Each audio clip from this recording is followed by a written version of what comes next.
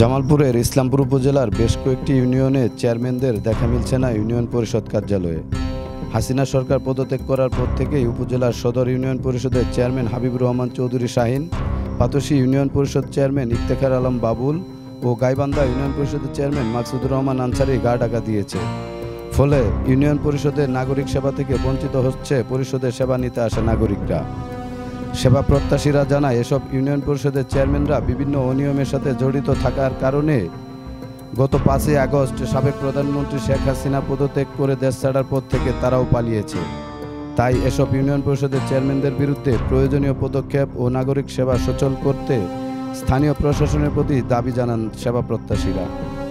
আমরা যে ইউনিয়ন পরিষদে এসে একটা পরিচয়পত্র পাই না, এটা আসলে এটা কাজটা কি? আমরা তো জরুরি ব্যাপারে অনেক কোনো কাজে বাজে পাই না, কোনো যে একটা পরিচয়পত্র নিবে গেলেও 2 দিন 3 দিন ঘোরা লাগে। আর পরিষদে কত কাজ কাম বাহে মানুষ ঘুরে ঘুরে যাওয়া লাগছে, কোনো কত সিগনেচার কোনো পরিচয়পত্র এটা কোনো কেউই পায় না, ঘুরে যাওয়া লাগছে। যে কীর্তিকলাপগুলো করছে পাতশী ইউনিয়নে, এটা বলা বাহুল্য, এটা মুখে বলাই অসম্ভব ব্যাপার। এটা যা করছে এটা আমাদের বলতে আমাদেরকে লজ্জা লাগে।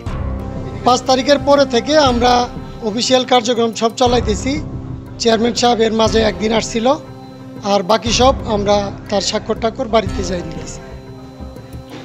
আমাদের চেয়ারম্যান আজকে পাল্লাতক এই জন্য যে আমাদের চেয়ারম্যান এই পরিষদ থেকে অবৈধভাবে যত ইনকাম, অবৈধ যত কার্যকলাপ সেই পরিষদ থেকে সব কিছু করছে। আমাদের গাছপালা কাটছে, নদী ভাঙা, রাস্তাঘাটের যে কাজগুলো আছে সেই কাজগুলোর কাজ না করে সে টাকা মেরে খায়।